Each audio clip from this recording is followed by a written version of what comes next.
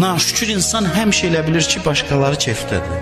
Həmişə onun bunun həsrətini çəkir. Başa salırsan ki, onun da problemləri var. Sən başqa tərəfləri görmürsən. Anlamaq istəmir bunu. Naşükür insan həmişə öz dərdini qabardır, başqalarının nemətlərini. Bu xəstə insandır.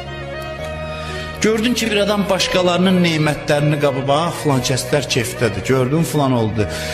Başqalarının neymətini qabardır, özünə gələndə deyir, amma mən bu gündəyəm, amma mən bu gündəyəm.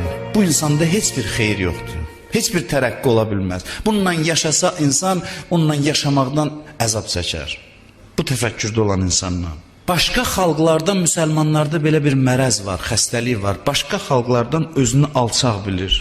Başqalarının hər şeyini qabardır, özünü zəif hesab eləyir. Başqalarının yaxşı cəhətlərini qabardır, özünün pis cəhətlərini.